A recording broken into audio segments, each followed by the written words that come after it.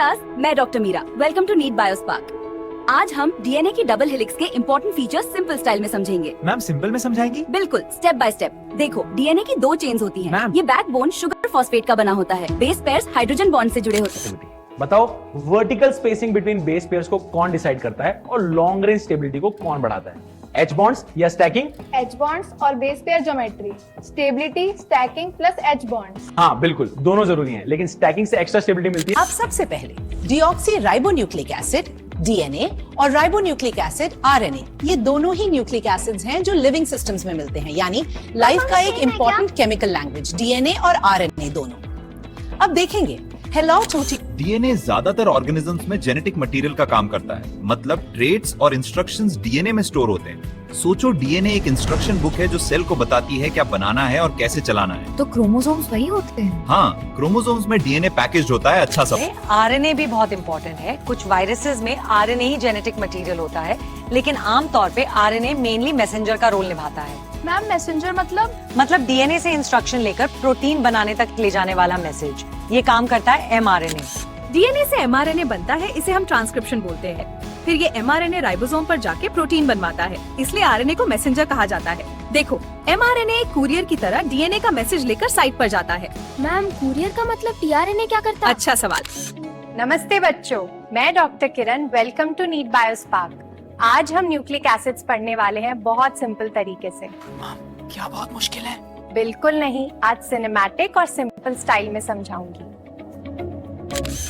TRNA का एक और रोल अडेप्टर का टीआरएनए, ये अमीनो एसिड्स को करेक्ट प्लेस पर ले जाता है ताकि प्रोटीन सही सीक्वेंस में बने। सोचो, टीआरएनए एक हेल्पर जो करेक्ट ब्रिक्स यानी अमीनो एसिड लाके बिल्डर राइबोसोम को देता है। ओ, तो सीधी। और आरएनए स्ट्रक्चरल भी होता है। आरएनए राइबोसोम का मेजर पार्ट होता है, मतलब मशीन का फ्रेमवर्क बनाता है। राइबोसोम को समझो एक फैक्ट्री। आरएनए उसकी बॉडी और स्ट्रक्चर है जो फैक्ट्री को स्टेबल रखता है। तो राइबोसोम सिर्फ प्रोटीन बना नहीं रहा, उसका स्ट्रक्चर भी आरएनए है। कुछ आरएनए मॉलिक्यूल्स कैटालिटिक भी होते हैं, इन्हें राइबोजाइम्स कहते हैं। ये मॉलिक्यूल रिएक्शंस को स्पीड अप कर सकते हैं, जैसे एंजाइम्स करते हैं। देखो, यहाँ एक्टिव साइट आरएनए को काट रहा है, तो आरएनए सिर्फ मैसेंजर या स्ट्रक्चरल नहीं, कभी कभी खुद कैटलिस्ट बन जाता है। वाह मैम, आरएनए रीकैप, डीएनए और आरएनए दोनों लाइफ के लिए जरूरी। डीएनए ज्यादा ऑर्गेनिजम्स का जेनेटिक मटेरियल है। आरएनए मैसेंजर का काम करता है और कभी कभी जेनेटिक मटेरियल भी होता है वायरसेस में। Simple right? हाय नमस्ते बच्चों, आज से हम एक नया चैप्टर स्टार्ट कर रहे हैं जो डीएनए, आरएनए और प्रोटीन सिंथेसिस के सारे इम्पोर्टेंट टॉपिक्स कवर करेगा। खुशूसाते मैम, इतना सब? हाँ, एक एक स्टेप से, बिल्कुल सिंपल। Okay ma'am. अच्छा, क्लास 11 में आपने न्यूक्लियोटाइड्स और उनका लिंकिंग मोनोमर्स से पॉलीमर्स पढ़ा था, याद है? ये फाउंडेशन बहुत जरूरी है। मैम, बैकबोन और बेसिस कैसे जुड़े थे? बहुत अच्छा, वही आइडिया यूज करेंगे। फॉस्फेट और शुगर से बैकबोन बनता है और बेसिस साइड में लैच करते हैं। डीएनए का स्ट्रक्चर, उसकी रेप्लिकेशन, डीएनए से आरएनए तक का process, transcription, genetic code, protein synthesis यानी ट्रांसलेशन, रेगुलेशन और ह्यूमन जीनोम सीक्वेंसिंग देखेंगे, एक एक करके एग्जाम फोकस्ड एग्जांपल्स के साथ। कितने क्लासेस लगेंगे मैम? हर कॉन्सेप्ट शॉर्ट और की। My recap. पॉइंट 1, आरएनए में राइबोस पे 2OH होता है और U यानी यूरासिल T को रिप्लेस करता है। T बेसिकली 5 मेथाइल यूरासिल है।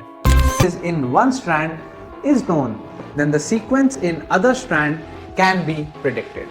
सद्दा यानी अगर एक स्ट्रैंड की सीक्वेंस पता है, ही बोलता है। Also, if each strand from a DNA, let's call it a parental DNA, यानी हर पेरेंटल स्ट्रैंड टेम्पलेट के तौर पर काम करता है, तो दोनों daughter DNA. The base pairing confers a very unique property to the polynucleotide chains. ये कह रहा है कि बेस पेयरिंग एक खास प्रॉपर्टी देती है क्योंकि बेसेस अपने स्पेसिफिक पार्टनर्स चुनते हैं। मैं अब दिखाती हूँ, देखिए, A T से 5 prime A T G C C A, 3 prime इसका कॉम्प्लीमेंट क्या होगा मैं लिख रही हूँ। कॉम्प्लीमेंट्री स्ट्रैंड बनेगी 3 prime T A C G G T। 5 prime, notice करो दिशा उल्टी है, एंटी पैरेलल। ये प्रेडिक्शन सीधा बेस पेयरिंग से आता है। they are said to be complementary to each other, and therefore if the sequence of bases in one strand is known, then the sequence in other strand can be predicted. अगर एक strand का sequence पता हो तो दूसरी का हम predict कर सकते हैं।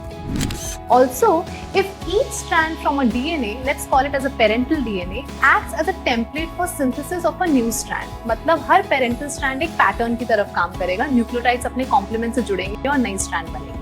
अब देखते हैं कि जब दोनों parental strands The two double-stranded DNA, let us call them as daughter DNA, thus produced would be identical to the parental DNA molecule. यानी फाइनल प्रोडक्ट दो डबल हेलिसेस होंगे जो पेरेंट से आइडेंटिकल है, फेथफुल कॉपी। अब सवाल है इस सिमिलैरिटी का बायोलॉजिकल मतलब क्या हुआ? Also, if each strand from a DNA acts as a template for synthesis of a new strand. बस इतना। अब सुनो, यहाँ फ्री न्यूक्लियोटाइड्स हर पेरेंटल स्ट्रैंड के साथ पेयर होते हैं। एनिमेशन देखो, देखो कैसे A के सामने T आ रहा है, G के सामने C, सब कॉम्प्लीमेंट्री एक एक रंग बन रही है। और Because of this, the genetic implications of the structure of DNA became very clear. सीधा implication, जेनेटिक इंफॉर्मेशन एक्यूरेटली पास होती है। अब 3 शॉर्ट पॉइंट्स बोलूंगी, देखो ये आइकन्स, बस अभी सिर्फ इतना याद रखो। Because of this, the genetic implications of the structure of DNA became very clear. Point 2, अगर कॉपिंग एरर होता है, म्यूटेशन, सीक्वेंस चेंज हो सकता है जिसका बायोलॉजिकल इफेक्ट हो सकता है। Third implication, predictability helps repair and biotech। चलते हैं अगले सीन की तरफ। This Because of this, the genetic implications of the structure of DNA became very clear. Point 1, faithful inheritance. Her strand अपने कॉम्प्लीमेंट का परफेक्ट टेम्पलेट बनाता है, इसीलिए जीन्स एक्यूरेटली कॉपी होते हैं जनरेशन से जनरेशन। देखो पेरेंटल हेलिक्स से दोनों आइडेंटिकल डॉटर हेलिक्स बन गई, यही है proper. Because of this, the genetic implications of the structure of DNA became very clear. Point 3, complementarity enables repair systems and tools. जब सीक्वेंस पता है, हम डिजाइन कर सकते हैं फिक्सेस और experiment. They are said to be complementary to each other, यही पढ़ा था हमने। क्विक स्टेप्स, पहला 5 और 3 टर्मिनल्स मार्क करो, दूसरा हर बेस को उसके कॉम्प्लीमेंट से बदल दो, और तीसरा एंटी पैरेलल ओरिएंटेशन से दोनों डॉटर स्ट्रैंड्स आइडेंटिकल बनती हैं। एग्जांपल देखो, पेरेंट 5 और 3 टर्मिनल्स मार्क करो, दूसरा हर बेस को Check करती हूँ। If one strand is 5 prime ATGC 3 prime complementary is option D 3 prime TACG 5 prime. Base pairing leads to complementarity that acts as template during replication and ensures inheritance. टिक टिक टिक। और सबसे पहला point, DNA 2 polynucleotide chain से बना होता है। Backbone sugar phosphate होता है और बेसिस अंदर की तरफ प्रोजेक्ट करते हैं। मैम बेसिस का मतलब? बेसिस मतलब ATGC, ये जेनेटिक कोड के लेटर्स हैं। ओह। दूसरा, दोनों चेनें एंटी पैरेलल होती हैं, मतलब एक चेन 5 से 3 चेन और दूसरी 3 से 5 चेन चलती है। पोलैरिटी क्यों इम्पोर्टेंट है मैम? ये डायरेक्शन बेस पेयरिंग और रेप्लिकेशन के प्रोसेस को डिफाइन करता है, इसीलिए जरूरी है। तीसरा पॉइंट, बेसिस ऑपोजिट स्ट्रैंड्स में हाइड्रोजन बॉन्ड से जुड़ते हैं। AT में 2H बॉन्ड्स, GC में 3H बॉन्ड्स। तो कौन सा स्ट्रॉन्ग है? GC ज्यादा स्ट्रॉन्ग, क्योंकि उसमें 3H बॉन्ड्स होते हैं।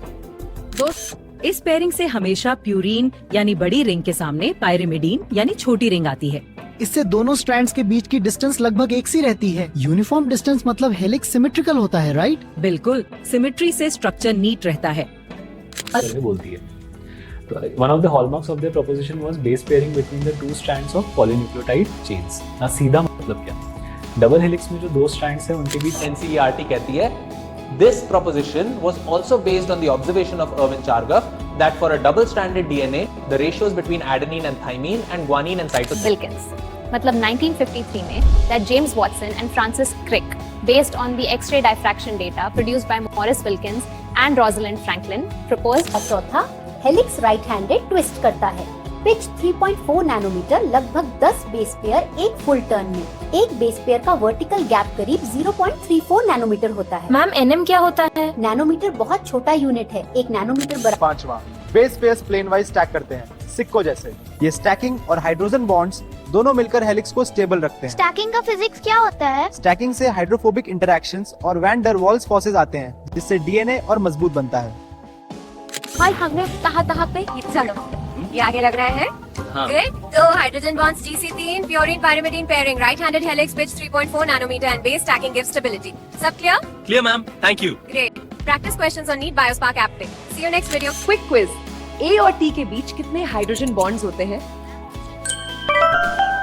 जल्दी बताओ। Ma'am option B2। बिल्कुल सही, AT equals 2 H bonds। याद रखना GC में 3 होते हैं, इसीलिए थोड़ा स्ट्रॉन्गर होता है। अब इसको लेबल करो। अगर टॉप स्ट्रैंड लेफ्ट से राइट एरो दिखा रहा है एज 5 प्राइम टू 3 प्राइम, तो बॉटम स्ट्रैंड का लेफ्ट एंड कौन सा लेबल होगा? Anyone point? Bottom left should be 3 prime ma'am, क्योंकि एंटी पैरेलल होता है। बिल्कुल करेक्ट। एंटी पैरेलल का मतलब ऑपोजिट। ट्रू या false? Purine paired with purine, क्या सही है? False ma'am, purine opposite pyrimidine ही आता है। करेक्ट। प्यूरीन से स्पेसिंग बिगड़ जाता है, हीलिक्स डिस्टॉर्ट होता है। इसलिए प्यूरीन पायरिमिडीन। एक बेस पेयर लगभग 0.34 नैनोमीटर होता है, तो 20 बेस पेयर्स का टोटल लेंथ क्या हुआ, कोई बताएगा? जी ma'am 0.34 into 20। 6.8 nanometer and turns 2 होंगे क्योंकि 10 बीपी पर टर्न। Perfect, 6.8 nanometre 2। बताओ vertical spacing between base pairs को कौन डिसाइड करता है और लॉन्ग रेंज स्टेबिलिटी को कौन बढ़ाता है? एच बॉन्ड्स या स्टैकिंग? एच बॉन्ड्स और base pair geometry, stability, stacking plus H bonds. हाँ बिल्कुल, दोनों जरूरी हैं, लेकिन स्टैकिंग से एक्स्ट्रा स्टेबिलिटी मिलती है। सोचो अगर कभी AG प्यूरिन प्यूरिन पेयर हो जाए, डीएनए को क्या इफेक्ट होगा? स्ट्रक्चर डिस्टॉर्ट हो सकता है, स्पेसिंग चेंज हो जाएगा, replication problem, so incorrect pairing is bad. Exactly, purine purine से हीलिक्स डिस्टॉर्ट होता है और फंक्शन अफेक्ट हो सकता है। Biological importance. अब सबसे पहले डीऑक्सी राइबोन्यूक्लिक एसिड डीएनए और राइबोन्यूक्लिक एसिड आरएनए, ये दोनों ही न्यूक्लिक एसिड्स हैं जो लिविंग सिस्टम्स में मिलते हैं, यानी लाइफ का एक इंपॉर्टेंट केमिकल लैंग्वेज डीएनए और आरएनए दोनों। अब देखेंगे हेलो टूटी। डीएनए ज्यादातर ऑर्गेनिजम्स में जेनेटिक मटेरियल का काम करता है, मतलब ट्रेट्स और इंस्ट्रक्शंस डीएनए में स्टोर होते हैं। सोचो डीएनए एक इंस्ट्रक्शन बुक है जो सेल को बताती है क्या बनाना है और कैसे चलाना है। तो क्रोमोसोम्स वही होते हैं? हाँ, क्रोमोसोम्स में डीएनए पैकेज होता है। अच्छा सब आरएनए भी बहुत इंपॉर्टेंट है। कुछ वायरसेस में आरएनए ही जेनेटिक मटेरियल होता है, लेकिन आमतौर पे आरएनए मेनली मैसेंजर का रोल निभाता है। मैम मैसेंजर मतलब डीएनए से इंस्ट्रक्शन लेकर प्रोटीन बनाने तक ले जाने वाला मैसेज, ये काम करता है एमआरएनए। डीएनए से एमआरएनए बनता है, इसे हम ट्रांसक्रिप्शन बोलते हैं। फिर ये एमआरएनए राइबोसोम पर जाके प्रोटीन बनवाता है, इसलिए आरएनए को मैसेंजर कहा जाता है। देखो, एमआरएनए एक कुरियर की तरह डीएनए का मैसेज लेकर साइट पर जाता है। मैम कुरियर का मतलब टीआरएनए क्या करता है? अच्छा सवाल। नमस्ते बच्चों, मैं doctor Kiran. Welcome to NEET Biospark. आज हम न्यूक्लिक एसिड्स पढ़ने वाले हैं बहुत सिंपल तरीके से। क्या बहुत मुश्किल है? बिल्कुल नहीं, आज सिनेमैटिक और सिंपल स्टाइल में समझाऊंगी। टीआरएनए का एक और रोल अडेप्टर का टीआरएनए, ये अमीनो एसिड्स को करेक्ट प्लेस पर ले जाता है ताकि प्रोटीन सही सीक्वेंस में बने। सोचो टीआरएनए एक हेल्पर जो करेक्ट ब्रिक्स यानी अमीनो एसिड लाके बिल्डर राइबोसोम को देता है। और आरएनए स्ट्रक्चरल भी होता है। आरएनए राइबोसोम का मेजर पार्ट होता है, मतलब मशीन का फ्रेमवर्क बनाता है। राइबोसोम को समझो एक फैक्ट्री। आरएनए उसकी बॉडी और स्ट्रक्चर है जो फैक्ट्री को स्टेबल रखता है। तो राइबोसोम सिर्फ प्रोटीन बना नहीं रहा, उसका स्ट्रक्चर भी आरएनए है। कुछ आरएनए मॉलिक्यूल्स कैटालिटिक भी होते हैं, इन्हें राइबोजाइम्स कहते हैं। ये मॉलिक्यूल रिएक्शंस को स्पीड अप कर सकते हैं, जैसे एंजाइम्स करते हैं। देखो, यहाँ एक्टिव साइट आरएनए को काट रहा है, तो आरएनए सिर्फ मैसेंजर या स्ट्रक्चरल नहीं, कभी कभी खुद कैटलिस्ट बन जाता है। वाह मैम, आरएनए की रीकैप। डीएनए और आरएनए दोनों लाइफ के लिए जरूरी। डीएनए ज्यादा ऑर्गेनिजम्स का जेनेटिक मटेरियल है। आरएनए मैसेंजर का काम करता है और कभी कभी जेनेटिक मटेरियल भी होता है वायरसेस में। Simple right? हाय नमस्ते बच्चों, आज से हम एक नया चैप्टर स्टार्ट कर रहे हैं जो डीएनए, आरएनए और प्रोटीन सिंथेसिस के सारे इंपॉर्टेंट टॉपिक्स कवर करेगा। खुशूसाते मैम, इतना सब? हाँ, एक एक स्टेप से, बिल्कुल सिंपल। Okay ma'am. अच्छा, क्लास 11 में आपने न्यूक्लियोटाइड्स और उनका लिंकिंग मोनोमर्स से पॉलीमर्स पढ़ा था, याद है? ये फाउंडेशन बहुत जरूरी है। मैम, बैकबोन और बेसिस कैसे जुड़े थे? बहुत अच्छा, वही आइडिया यूज करेंगे। फॉस्फेट और शुगर से बैकबोन बनता है और बेसिस साइड में लैच करते हैं। डीएनए का स्ट्रक्चर, उसकी रेप्लिकेशन, डीएनए से आरएनए तक का process, transcription, genetic code, protein synthesis यानी ट्रांसलेशन, रेगुलेशन और ह्यूमन जीनोम सीक्वेंसिंग देखेंगे, एक एक करके एग्जाम फोकस्ड एग्जांपल्स के साथ। कितने क्लासेस लगेंगे मैम? हर कॉन्सेप्ट शॉर्ट और